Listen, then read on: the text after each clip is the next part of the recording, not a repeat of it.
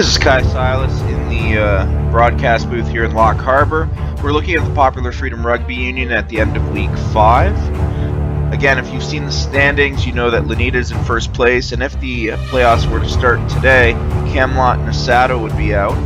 In the Central Division, Sacradicity is in first place, with Pearson and Athens on the outside looking in. And then finally, in the Eastern Division, Lock Harbor North has first place barely, with Laurier and Hill on the outside. But of course, we're not in playoff time. We're at the midpoint of the season, with it only being 5 out of the 10 weeks played. So let's look at the teams and see if there are any surprises coming up in the second half. Do they have any key injuries that might cause them to stumble more so than they did in the first half of the season? We're going to start off with Athens. Athens only has one key injury, and that's Gotten.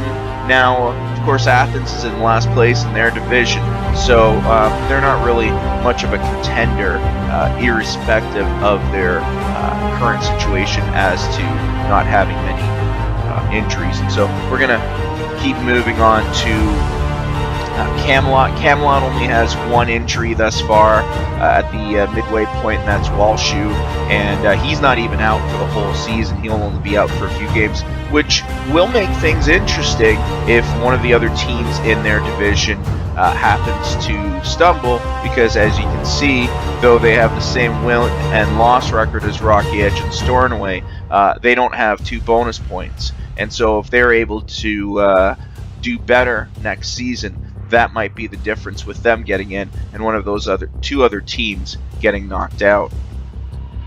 In the Central Division, you have Cliffstone. Cliffstone has 2 key injuries just happened this past week. Tobel, and more importantly, their level 90 player, Spanger. They paid big money for Spanger, and so that's a huge hit to them. They're in third place in the Central Division, and with those key injuries, just wondering if that could be the difference between them staying in third and maybe getting knocked down to fourth, maybe even fifth. In Asado, Asado has 2 key injuries that are players that are gone until the playoffs if they were to surprisingly make it. That's Simon as well as Terracin. In addition to that, Jennings is gone for a few games, but I really don't see them improving their luck or their situation. In Hill has 1 key injury in Ben and another one in Chamarin, and then on top of that, they also have 2 other backs, Atkinson and Botter, who are gone for a few games, and so that'll have an impact on their ability to win any more games this season. Laurier, who's been sort of the injury plague team of the entire league, they have Percy out for the season, O'Neill out for the season, Parker out for the season, as well as Benitez out for the season. And on top of that, they also have Cross gone for a few games, Ellison gone for a few games, and Calhoun. Now, you look at their current situation, they just lost this week to Lock Harbor South. Game 10, again, against Lock Harbor South. That's going to be the difference between them making it and not. And so if some of these players can come back and they can stay healthy, who knows? But if they continue their current injury trend, they might even end up in last place. The defending champions, Lanita, they only have 1 key injury gone for the season until playoffs, and that's Jackson. While Cole, he's gone for a few games, but he should be back before the end of the season. In Dragonland, we have Latimer gone for the season, Soriano gone for the season, and Mauger gone for the season, and especially how they played against Magna Carta. Those 3 injuries have to be of key concern to them because they want to hang on to first place. They want to be deemed to be a good team. In addition to that, Mason, who is retiring at the end of this season, he's gone for a few games, and so it'll be interesting to see how he fares upon his return later on in the second half of the season. Moving off to Lock Harbor South, they have a few injuries, although nothing long-term. You got Adams gone for a few games, Hicks gone for a few games, Vidson gone for a few games, and Arnold, but nobody out thus far for the rest of the season. In Magna Carta, they had 2 key injuries, Yakovlev as well as LeGrand. Both of them are gone for the season.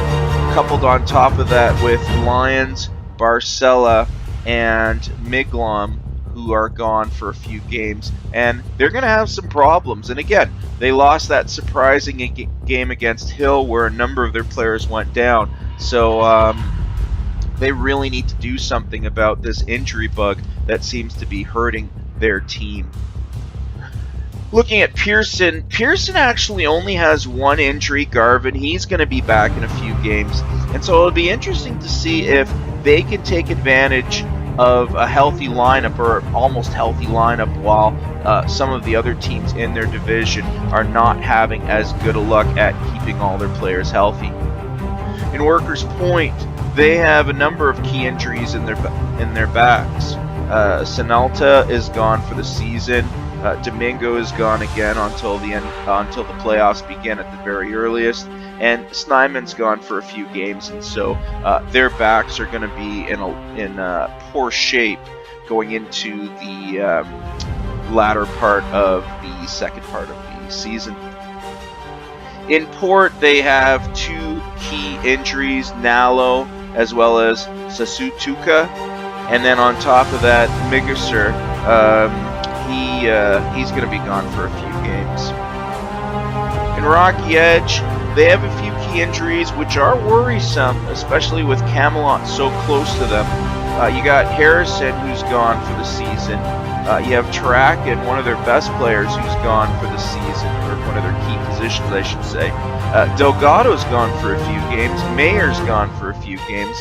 And Silavon, he's gone for the season. And so some concern in Loyalty Bay, where the Tigers are hoping to make the playoffs this season again.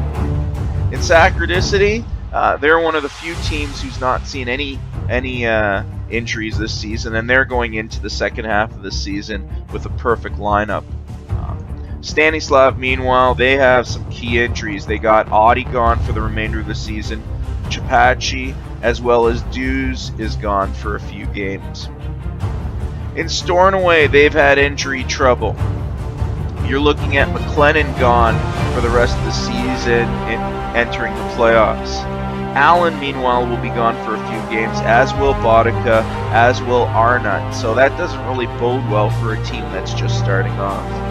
And then finally in Union, you have Best gone for the season until the playoffs. In addition to that, some key players, Howard, Strach, as well as Sartorm, are going to be gone for a few games. And so that's going to impact Union's ability to play well. Anyhow, my name is Kai Silas. We're looking at the teams as they enter the second half of the season in the Popular Freedom Rugby Union. And again, I'm reporting from the National Sports Network. Thanks for watching. Bye.